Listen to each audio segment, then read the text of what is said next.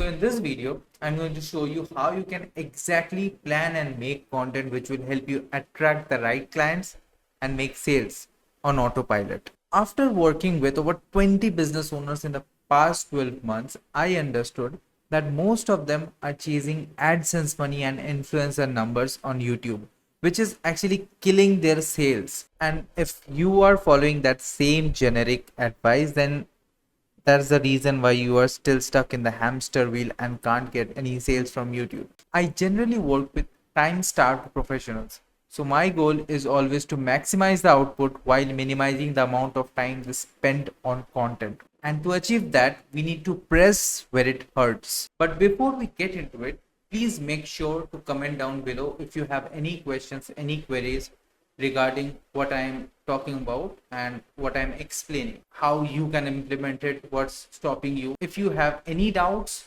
comment it down below. I will definitely address it. So the first thing is, why isn't this advice working for you? I mean, you are doing everything right. You picked a niche, you are optimizing for the SEO, you are focusing on thumbnails and titles to get the high scores on your thumbnails and titles, and most importantly, you are using shorts. But what if I tell you these are the exact reasons why you are not getting any sales? So these advices fail because of this following reasons. Your videos are not positioned for buyer intent because you're trying to use the title and thumbnail to raise general curiosity and reach maximum number of people. And that's leading us to the next aspect.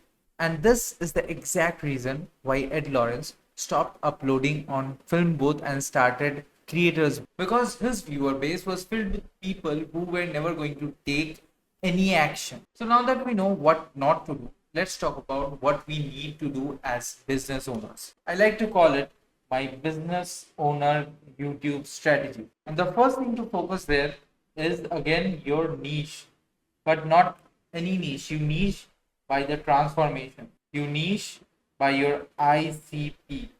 The point here is you will make content for only one person. That person who is your ideal customer. Your videos should be targeted to cater to this only one person, to solve this person's problem. Yes, you can go ahead and once you get traction, once you learn the stuff even more, you can expand this and you can make content for variable personas.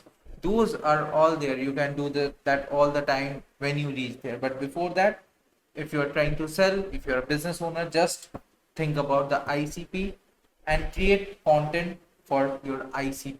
That's it. So what I mean by that is, frame your content around the outcome that you are going to deliver to your ideal client. Talk about the transformations that you have helped others achieve, the transformations that people can achieve by taking simple steps which you suggest. You need to build your content around your main offer so that you can drive the traffic inside your offer, inside your funnel.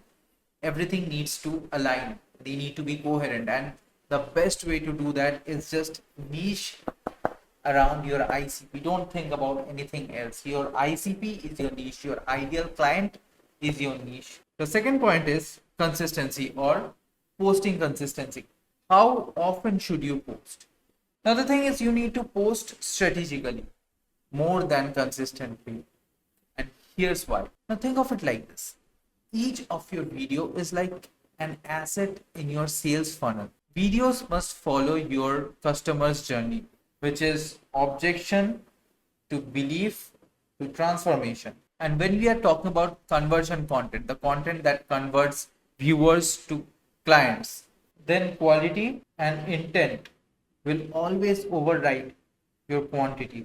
And I'll come to this fact what I mean by intent in a bit. The third point is make videos for buyers and not beginners. What I mean by this is try to avoid broad how-to content, like how to create your first video or how to write your first script. Try to avoid those because those people are generally lurkers. They are learning, they are testing stuff. They're not serious enough to invest in themselves. So your content should be 2 to 3 steps ahead of that, a bit deeper with a bit more technical stuff for people who are actually serious about buying it. So what you can use your videos for is belief shifts. Like share a story of your client, what conversion did they, like share a story of your client, what transformation did they achieve, what is the shocking thing that you have seen in this industry. Share tips that are easily deployable, that they can easily use, they can get a quick win, and they will understand that yes, you are actually knowledgeable, you know what you're talking about. Use your videos to clear pre-sale objections. So mainly the price objection, like the time frame objection, talk about those things right in your YouTube videos. Like in my videos I always talk about that you don't need to spend hundreds of hours every week, or like a big chunk of your time every single week to create content. There are much easier and streamlined ways which you can explore, which I help my clients with. So my clients generally spend like 4 to 6 hours every month to create content, not more than that. And that's my goal, to minimize the time and to maximize the output. Quality plus intent, that intent comes in here.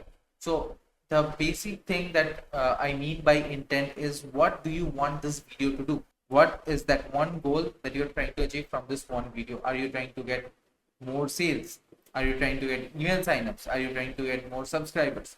That's your intent. Are you trying to solve a pain point? Are you trying to just generate trust by sharing some case studies? Are you trying to make your, that's basically the intent of the video. That's how you frame the whole thing. You have quality content, but you're driving them somewhere.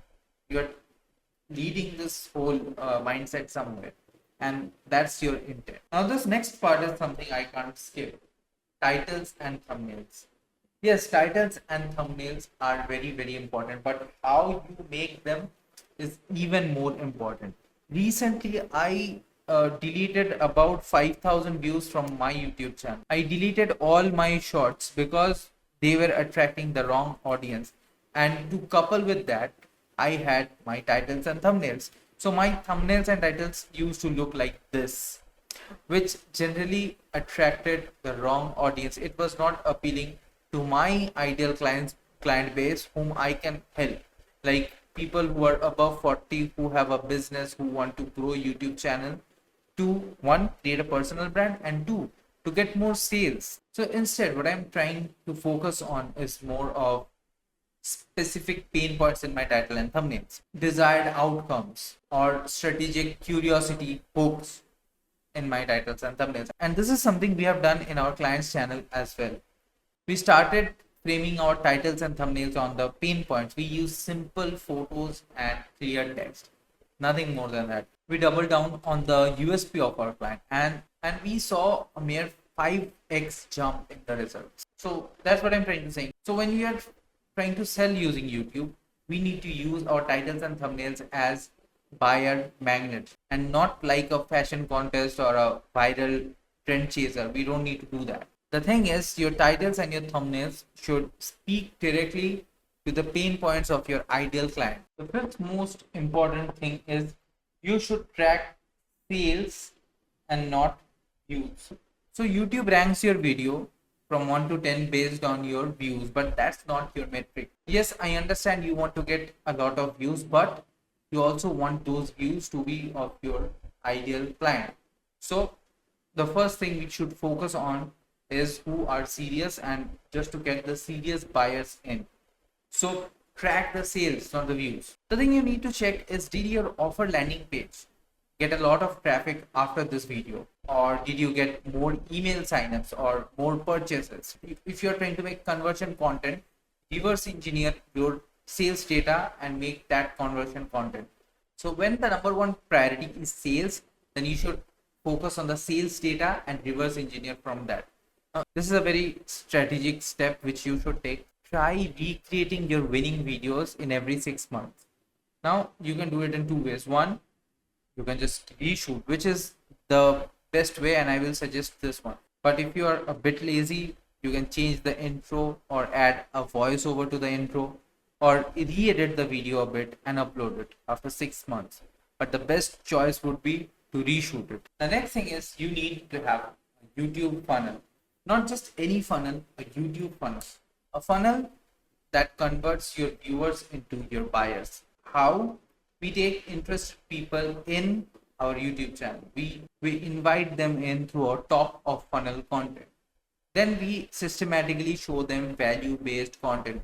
You can also use a playlist to guide them through this whole journey. So a top of a funnel video leads them to another video. I also call this the Netflix effect. So we capture the attention with a slightly broad topic. I also call it an umbrella topic, and then we guide them through our funnel, which is a more specific video than a conversion video, which urges them to take action. And mind you, with this steps of the funnel, we are qualifying your viewers. So the less interested people or the less serious people will just click off because they are not interested in the more core topics.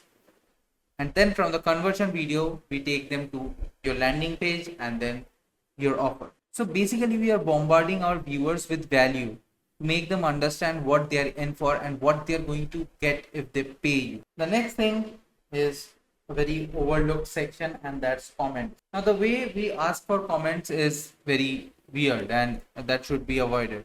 Most people just say this: if you like this video, like it, comment down below and share it with your friends. And that's, to be very honest, vague. And also a lot of business owners, because they're busy, they don't engage with their audience in the comments. So they might get a comment, but they will not engage with them. They will not reply. And that kills the momentum, because you're not just trying to build fans, you are also trying to create a community, and communities are created through interaction. So you can encourage them to comment down their questions, their queries, and try to solve them in the comments. Also answer objections. Like I got a comment a few days back: you don't get views, how are you telling others how to get views? And my point is, I have helped coaches and consultants get views consistently.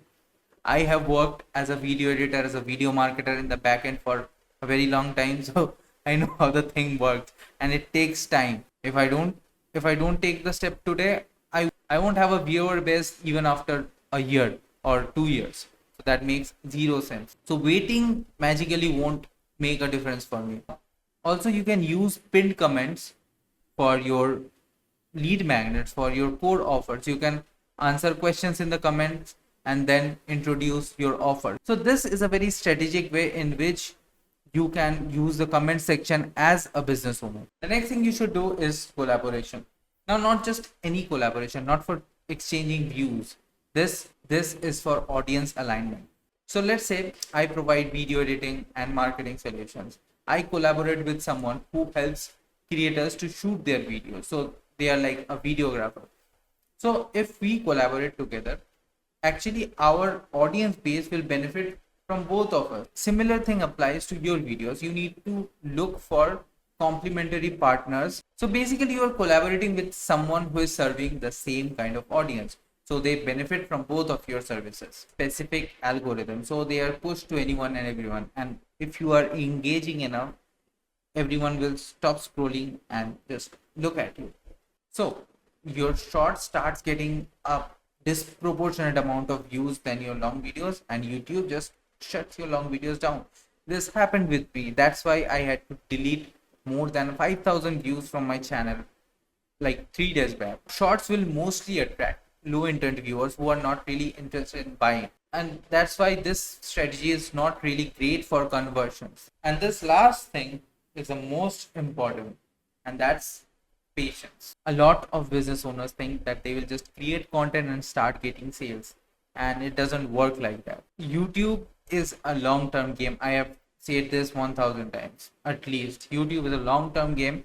So the most benefit that you will get, the biggest ROI that you will get, is by sticking to it for a very, very long time. You should really be very strategic with your time. Something that you can stick to for a long period of time. Think about 3 years. Just YouTube is a long goal because it builds your killer personal brand. And once you get that, once you can get, once you build a community, and that has unlimited upside. I cannot even list how much that's going to help your business. And I know if you're watching till this point, you know for a fact that what I'm saying is right. What I would tell you is, you don't start by launching AWS. You start by selling books from a garage.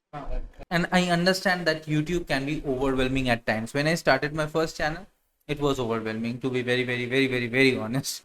I have this free video training where I walk you through this whole funnel, how you can create and set up and do that in a time efficient way. You can click on that. The link is in the description. The YouTube analytics are actually broken for business owners, especially if you are above 40. But when you track what actually matters, like leads, conversion, revenue, YouTube becomes your 24/7 sales machine. And you can actually get that up and running in just 90 days. If you want to learn how to do that, you should watch this video in which I have talked about how you can do exactly this thing.